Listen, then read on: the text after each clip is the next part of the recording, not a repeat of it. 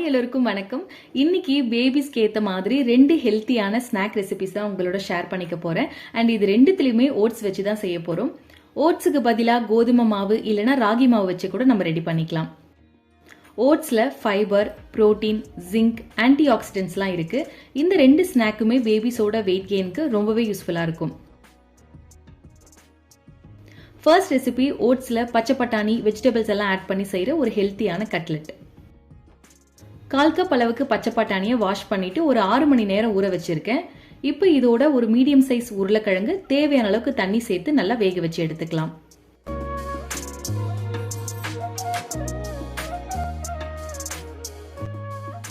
Mixie ஜாரில் 1/4 cup oats சேர்த்து நல்லா ஃபைன் பவுடராக கிரைண்ட் பண்ணி எடுத்துக்கணும். இந்த ஓட்ஸ் ஆல்ரெடி ட்ரை ரோஸ்ட் பண்ணது, அதனால டைரக்டாக கிரைண்ட் பண்ணிட்டேன். இப்போ இதை பவுலில் டிரான்ஸ்ஃபர் பண்ணிட்டு இதோட கொஞ்சம் மஞ்சள் தூள், மிளகாய் தூள், சால்ட், பெப்பர், வெங்காயம், 1 டீஸ்பூன் இஞ்சி பூண்டு விழுது, துருவின கேரட், கொத்தமல்லி, அப்புறம் வேக வச்ச உருளைக்கிழங்கு, பச்சை பட்டாணி சேர்த்து நல்லா மிக்ஸ் பண்ணிக்கணும்.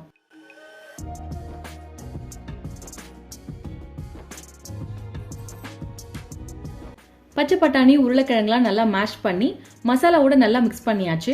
கையில் கொஞ்சமாக ஆயில் அப்ளை பண்ணிட்டு இந்த மாதிரி கட்லெட் ஷேப்பில் செஞ்சு தோசைக்கல் நல்லா காஞ்சதும் 1 டேபிள் ஸ்பூன் ஆயில் இல்லைனா கீ விட்டு 2 சைடும் நல்லா கோல்டன் ப்ரௌன் கலர் ஆகுற வரைக்கும் ஷாலோ ஃப்ரை பண்ணி எடுத்துட்டா அவ்வளோதான் ஹெல்த்தியான கட்லெட் ரெடி. இதுவே நமக்கு செய்யறப்ப எக்ஸ்ட்ராவா ஸ்பைசஸ்க்கு மிளகாய் தூள் இல்லைனா பச்சை மிளகாய் ஆட் பண்ணி செஞ்சிடலாம்.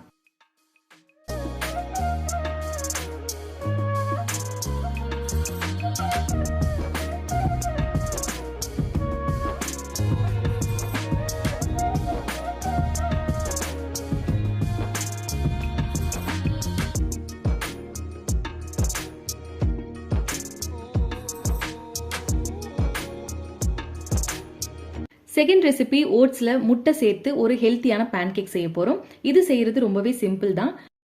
பவுல்ல 1/4 கப் ஓட்ஸ் பவுடர், 1 முட்டை, கொஞ்சம் மஞ்சள் தூள் சேர்த்து நல்லா மிக்ஸ் பண்ணிக்கணும்.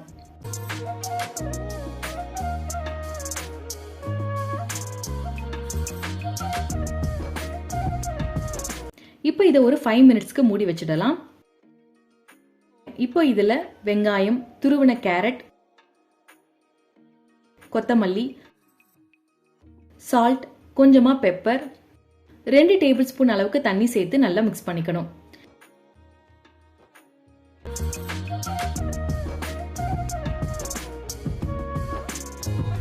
இதுல நம்ம என்ன வெஜிடபிள்ஸ் வேணாலும் ஆட் பண்ணிக்கலாம். டேஸ்ட் ரொம்பவே நல்லா இருக்கும். இப்போ மாவு ரெடி ஆகிடுச்சு. தோசைக்கல் நல்லா காஞ்சதும் மாவு ஊற்றி 1 டீஸ்பூன் எண்ணெய் இல்லைனா நெய் விட்டு 2 சைடும் நல்லா வேக வச்சு எடுத்துட்டா அவ்வளோதான் pancake ready. above 1 year plus பேபிஸ்க்கு தண்ணிக்கு பதிலாக மாட்டுப்பால் 2 டேபிள் ஸ்பூன் ஆட் பண்ணி செஞ்சுக்கலாம். இந்த ரெசிபிஸ்லாம் கண்டிப்பாக ட்ரை பண்ணி பாருங்க. தேங்க்ஸ் ஃபார் வாட்சிங். Bye by.